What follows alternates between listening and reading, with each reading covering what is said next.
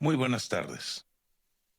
Gracias por acompañarme nuevamente en este episodio de Ábrele al Oxígeno, en donde el día de hoy vamos a estar platicando de los temas más recientes de la política mexicana. El tema del día de hoy no es nada agradable. Otra vez.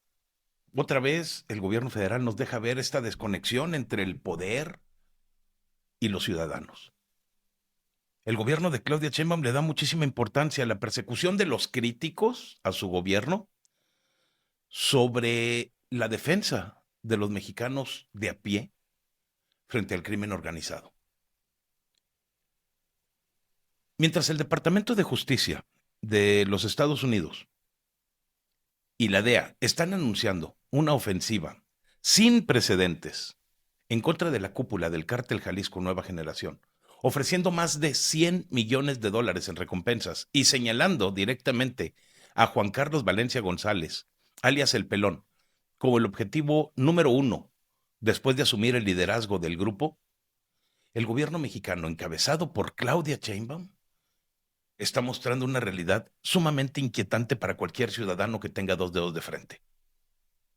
En lugar de redoblar esfuerzos para proteger a los ciudadanos comunes de la violencia criminal que está desangrando literalmente el país, las autoridades federales parecen más ocupadas en cuestionar a los periodistas, en defender las regulaciones acusadas de censura y monitorear las tendencias en las redes sociales. Una realidad que estamos viviendo en México. No es ninguna anécdota. Hay una prioridad sumamente invertida en la que el Estado está atacando a sus adversarios mediáticos y políticos, mientras el crimen organizado está operando con una impunidad total. Y los mexicanos, los que estamos en la calle, somos los que pagamos el precio con sangre, con miedo, desesperación y lo peor, con desesperanza. El anuncio de los Estados Unidos no es algo que, no fue algo así como que ya pasó. El administrador de la DEA, Terry Cole, y el fiscal general interino, Todd Blanche, detallaron las acusaciones formales en contra de los altos líderes del cártel Jalisco Nueva Generación. Elevaron la recompensa por el pelón a 25 millones de dólares y recordaron que existen más de 100 acusaciones presentadas en tribunales estadounidenses. Cole subrayó que este solamente es el principio, porque la DEA está de cacería. Y aunque mencionó una comunicación excelente con el secretario Omar García Harfuch y se habló del trabajo conjunto en el terreno, también hablaron de la necesidad de combatir la corrupción que está protegiendo a los cárteles, recordando todos aquellos casos contra los funcionarios mexicanos que todavía están vigentes en Estados Unidos. Como si fuera un chiste, al mismo tiempo que esto está ocurriendo en México y en Estados Unidos, en este lado del mundo, en Cataluña, España, se detuvieron a 13 personas, todos ellos relacionados con el decomiso de 2,5 toneladas de metanfetaminas del mismo cártel, del cártel Jalisco Nueva Generación. La mayoría de esas personas, 7, eran mexicanos. Estos hechos nos dejan ver que Estados Unidos ya dejó la retórica atrás y está pasando a una campaña plena, concreta, en contra de una de las organizaciones criminales más poderosas y violentas del hemisferio. Mientras tanto, aquí en México, la respuesta oficial se va en reuniones de seguridad que, de acuerdo a lo que podemos saber, o lo que nos dejan saber, porque Claudia Sheinbaum lo dijo, no produce ninguna información clara ni acciones contundentes, al menos que sean visibles desde la ciudadanía. Cuando le preguntan a Claudia Sheinbaum cuántos detenidos hubo con el huachicol, con las refinerías que encontraron, dice, no lo sé. Pregúntale al otro, ¿de qué son todas estas juntas en las mañanas? En estas reuniones de seguridad presididas por Claudia Sheinbaum, cuando le hacen las preguntas sobre el impacto real del asesinato de un joven en Sinaloa, sobre este influencer que fue asesinado en una transmisión en vivo anoche, sobre los 4 centros de huachicol asegurados, sobre el jovencito que también asesinaron recientemente cuando iba saliendo del trabajo. las respuestas siempre son evasivas o no hay respuestas. Dice, vamos a esperar toda la información. Con eso se limpia. En otro caso, ni siquiera sabía si había detenidos, a pesar de que la Fiscalía General de la República ya había informado que ninguno. Entonces, ¿para qué sirven estas reuniones si salen de ellas sin respuestas, sin planes, nada concreto que pueda tranquilizar o que pueda informar a los ciudadanos?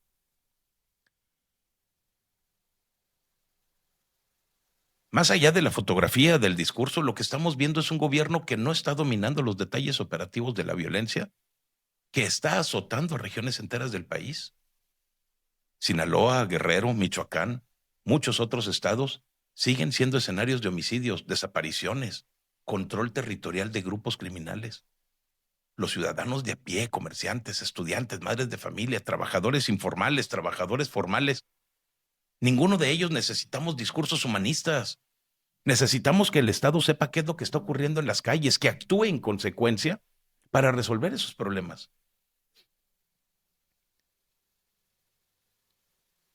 Esta falta de conocimiento o la priorización equivocada todavía es peor cuando el gobierno dirige su energía hacia el control del discurso público. Porque en los últimos meses han intensificado el debate en torno a los lineamientos de los derechos de las audiencias derivados de una nueva legislación en materia de telecomunicaciones. Y aunque Claudia Sheinbaum insiste en que no se trata de censura, que el objetivo es garantizar el derecho a la información, todos podemos coincidir, críticos, medios, organizaciones, en que hay riesgos de restricción. Un gobierno que crea una ley para poder acabar contigo cuando lo desee no va a dudar en utilizarla. Las disposiciones que están obligando a los concesionarios a evitar información falsa o descontextualizada, que están obligándolos a adoptar códigos de ética inventados por el gobierno,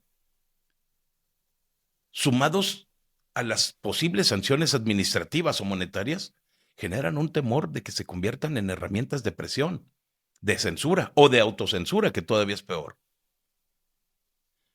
Claudia Sheinbaum dice que no tiene ninguna intención de censurar. Ha pedido un diálogo, pero todos sabemos que los diálogos con el gobierno jamás son escuchados. En palabras de Gerardo Fernández Noroña, ¿para qué? Si ya sé lo que tengo que hacer. ¿Sí se acuerdan cuando lo dijo? Sin embargo, el patrón de estigmatización de cualquier voz crítica no ayuda a disipar ninguna de las sospechas que tenemos. Porque atacar públicamente a los periodistas como Sergio Sarmiento por una columna en donde se refiere a un narcopartido, señalar su recepción de la pensión para adultos mayores como hipocresía, es un ejemplo muy claro. Convertir la crítica periodística en un acto de inconsistencia moral personal desvía la atención de los argumentos. Es una falacia. Y refuerza la idea de que el poder está amenazado por aquellos que generan tendencias o narrativas que son en contra de lo que ellos dicen, que les son adversas en las redes y en los medios. La idea de un censo o de un registro de periodistas independientes impulsado inicialmente, al menos públicamente, por Rocío Nale, en el marco de todas estas prestaciones sociales de la afiliación al Seguro Social para trabajadores por cuenta propia, tiene un matiz que es sumamente preocupante para muchos. Porque aunque oficialmente se está presentando como un mecanismo para otorgar beneficios laborales a quienes no tienen un contrato formal, con requisitos de CURP, de Registro Federal de Contribuyentes, currículum y publicaciones, cualquier intento de catalogar a aquellos que ejercen el periodismo, obviamente que genera un recelo, uno muy legítimo. Y esto en un país en donde la violencia contra la prensa es por todos lados. Durante el gobierno de Claudia Sheinbaum se han documentado decenas de agresiones, asesinatos de periodistas, de comunicadores. Organizaciones como CIMAC, Artículo 19, Reporteros Sin Frontera, se la han pasado señalando cifras que son alarmantes. cientos de agresiones, particularmente contra mujeres periodistas, un número inmenso de asesinatos que mantiene a México entre los países más peligrosos para ejercer esta profesión, incluso más arriba que Ucrania, que está en guerra. Cuando el Estado, en lugar de estar garantizando la protección efectiva y la justicia pronta, está concentrando esfuerzos en regulaciones que pueden limitar los contenidos o en registros que van a facilitarles el seguimiento de las voces independientes y críticas hacia el gobierno,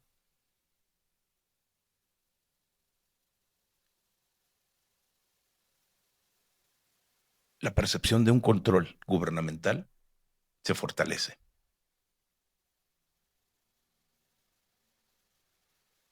Porque no están elaborando un censo para ver quiénes son los criminales y poder investigarlos rápidos, no.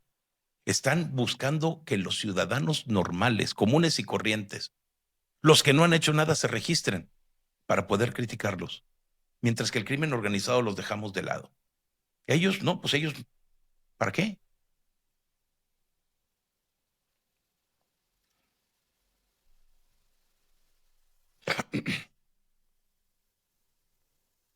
No se trata de negar el derecho a las prestaciones, sino cuestionar las prioridades del gobierno. ¿Por qué tanta energía en catalogar, en regular el discurso, cuando los periodistas siguen siendo asesinados, amenazados por el crimen organizado o incluso por los políticos locales? La preferencia que tiene el gobierno por buscar a quienes generan tendencias en redes sociales, en lugar de combatir frontalmente el crimen organizado, no es una metáfora. En la lógica del poder actual, las narrativas que le son contrarias, las columnas, los videos, hashtags políticos, estos programas son percibidos como amenazas inmediatas que requieren una respuesta pública y potencialmente regulatoria. Mientras tanto, el cártel Jalisco Nueva Generación, otros grupos continúan expandiendo su influencia a través del tráfico de drogas, del huachicol, de la extorsión, el control territorial y su colusión con los políticos, líderes del país, de los estados, incluso de los municipios. Y si vemos todo este panorama, te vas a dar cuenta que las víctimas son los ciudadanos comunes, las familias que son desplazadas, los negocios cerrados por el cobro de piso, los jóvenes reclutados a la fuerza o que incluso son asesinados, comunidades enteras que están sumidas en el miedo porque en cualquier momento llega el crimen organizado y toma a las mujeres, a las niñas, las viola y mata a los hombres. El gobierno federal puede afirmar que está colaborando con Estados Unidos, que ha intensificado los operativos, pero la evidencia que estamos viendo, estas reuniones de seguridad sin información, la violencia persistente, el discurso más ágil para señalar las hipocresías mediáticas que para detallar resultados en contra de los cárteles, las cero detenciones, nos sugiere exactamente lo contrario. Y si Washington está ofreciendo recompensas millonarias y presenta acusaciones formales, México parece más preocupado por demostrar que no hay ninguna censura y por descalificar al mismo tiempo que ellos que señalan los nexos, las colusiones o las fallas en la estrategia de seguridad. Unas prioridades invertidas que tienen consecuencias muy profundas, porque un Estado que se está dedicando y que está aplicando más recursos discursivos, regulatorios a sus críticos antes que desmantelar las estructuras criminales, que son las que aterrorizan a la población, están enviando un mensaje muy claro. Los adversarios políticos mediáticos son el enemigo, no los cárteles. Los mexicanos de a pie, aquellos que no tienen acceso a los círculos del poder, aquellos que no generan tendencias virales, aquellos que no están escribiendo columnas en medios nacionales o que no tienen un canal de YouTube, ni en X, ni en ninguna otra red social, se quedan desprotegidos. Su seguridad se pierde entre todas las promesas de coordinación de las instituciones, en la reiteración de que no hay pactos con nadie, mientras que las cifras de violencia en los estados clave del país continúan siendo trágicas. Esta soberanía nacional que tanto han invocado cuando se habla de no permitir intervenciones extranjeras, debería primero de traducirse en la capacidad del Estado mexicano para proteger a los suyos dentro de su territorio. Defender la soberanía no puede significar voltear hacia otro lado cuando el crimen organizado está actuando como un poder paralelo. La historia de México nos muestra que la debilidad frente al narcotráfico no es exclusiva de un gobierno, pero la forma en la que se está gestionando el poder con Claudia Sheinbaum presenta unos rasgos particulares, porque la continuidad de la estigmatización de la prensa crítica, aunque con un tono menos confrontacional que el de Andrés Manuel, la insistencia en regulaciones que están generando alarmas por todas estas restricciones a la libertad de expresión y esta desconexión de los detalles operativos de la seguridad pública con los gobernantes están configurando un patrón.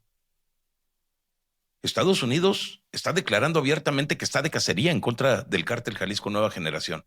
Ofrece dinero, $25 millones, para la captura de sus líderes. Y el gobierno mexicano está más interesado en administrar el relato de los opositores, de aquellos que considera sus adversarios. ¿Quién critica? ¿Quién recibe una pensión? ¿Quién está generando tendencias? Esta preferencia no solamente es ineficiente, es moralmente cuestionable. Los ciudadanos, que son los que sufren la violencia todos los días, necesitan un Estado que le dé importancia a su protección por encima de la defensa de su imagen política. El contraste entre la ofensiva estadounidense contra el cártel Jalisco Nueva Generación, la actitud del gobierno de Claudia Sheinbaum es sumamente revelador. Tenemos un gobierno que no sabe, que no informa, o no quiere informar, o no quiere saber sobre asesinatos recientes, sobre centros de huachicol, incluso de los crímenes en contra de los creadores de contenido. Es un Estado que se enreda en discusiones sobre censura, registros de periodistas, que está dedicando toda su energía a descalificar las voces críticas. Y ese Estado está fallando en la única obligación que cualquier Estado debe tener, la obligación por la cual fueron creados los Estados: defender a los mexicanos de a pie. Atacar a los adversarios mediáticos y políticos puede generar muchos réditos a corto plazo, pero no va a detener las balas, no va a desmantelar laboratorios clandestinos, no va a recuperar el control territorial que ya se ha perdido. Mientras que las recompensas de $100 millones están circulando desde Washington y las detenciones se producen incluso en Europa, en México la prioridad debería de ser bastante clara: proteger a la ciudadanía, no vigilar las tendencias. Esto no va a mejorar hasta que el gobierno deje de voltear hacia los críticos y voltee a ver de frente el crimen organizado. Y entonces podremos comenzar a reconstruir la confianza de una sociedad que está harta, que está cansada de vivir entre el miedo y la indiferencia del gobierno. La verdadera prueba de un gobierno que no está haciendo su trabajo no son las regulaciones, no es cuántas regulaciones se aprueban, ni cuántos periodistas se está señalando, sino en cuántas vidas de ciudadanos comunes logra salvaguardar. Y hasta ahora el gobierno de Claudia Sheinbaum, en esa prueba, está pendiente.